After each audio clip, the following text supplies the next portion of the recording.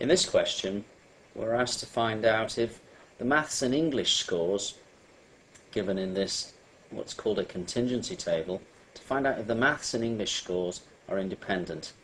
In other words, if you get a score of A star in maths, will that have any bearing on your score in English? Now, the table you've got is a contingency table, and this shows the observed values.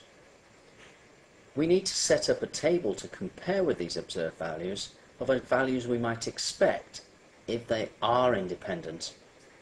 And you're shown in the course how to calculate those values. However, the calculator can do it for us.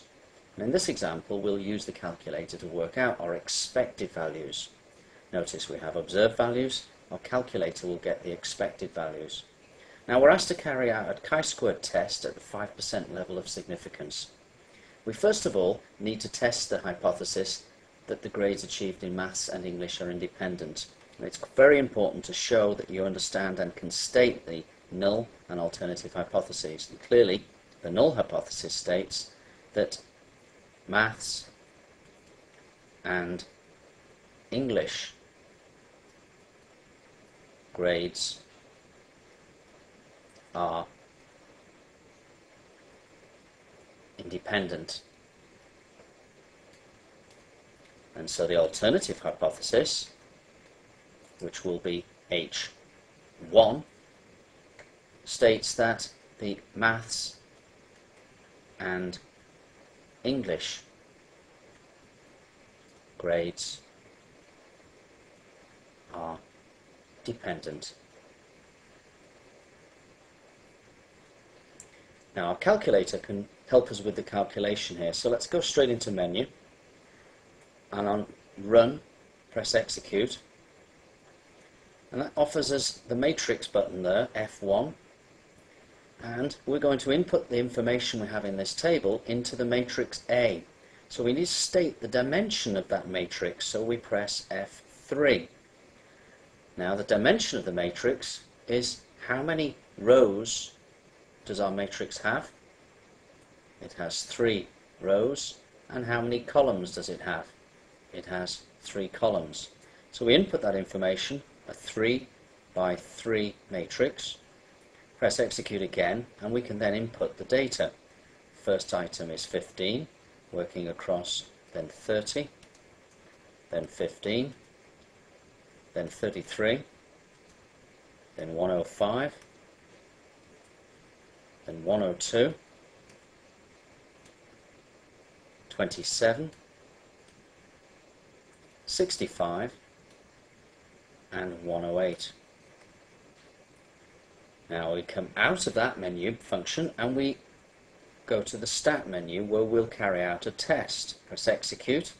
We want to press the F3 button because we want to test some data, and the test we want to carry out is the chi-squared test, CHI for chi-squared. Press F3, and as you can see then we have the data that were required. Now it is possible to go back to the matrix B and copy down the expected data, but at this point I'm looking to get the answer, so I can move the button down to execute and calculate, and I get an answer of chi-squared, which has compared my observed and expected data, gives me a chi-squared equal to 18.9729167, which of course is 19.0 to 3 sig figs.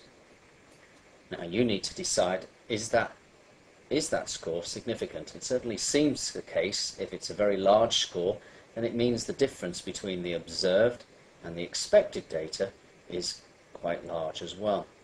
But we have a threshold above which we reject H0. And to look that up from tables, we need to know the degrees of freedom for a 5% level of significance. So it's chi-squared, 5%. That means the tail is 5%, so that means the bulk of the distribution is 95%. And the degrees of freedom, well, that's calculated by taking the rows and subtracting 1, and multiplying it by the columns and subtracting 1 from that. And so that will be row minus 1 is 2, column minus 1 is 2, so our degrees of freedom is 4. And if you look that up in the tables, the 5% tail will require you to look up 0.95. The degrees of freedom is 4, and from the tables you see the figure is, the critical value is 9.488. So the critical value is 9.488. And therefore our value is significant.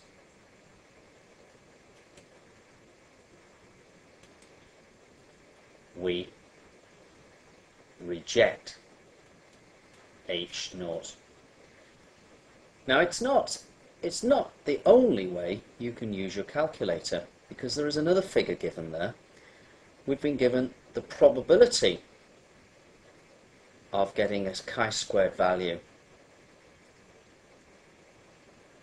of 18.97, or 19 in our case if we round it off.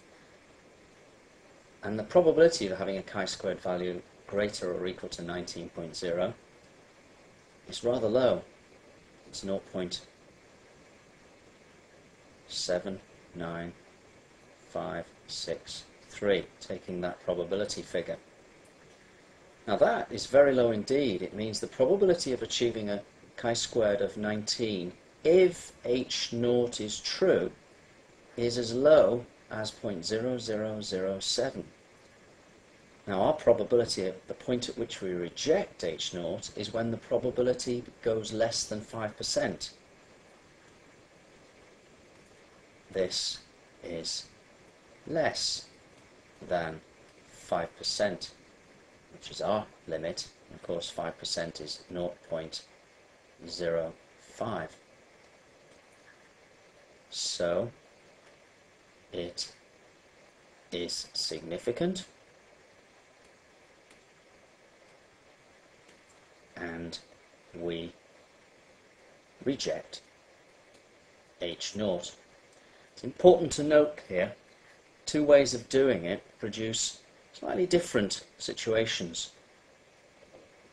If the understanding, you're struggling with that, notice the chi-squared figure, if you then look up in tables, you need to look up the 0.95 figure with a degrees of freedom 4, you get this critical value, and our value was bigger than it, so we rejected H0.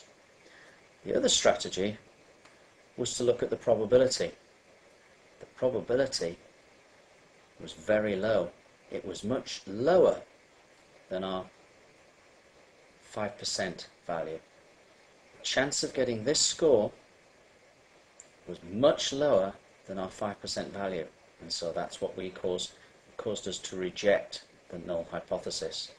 Two different ways of giving a conclusion, but you will need to explain those conclusions. But as you can see, most of the information can be gained from the calculator.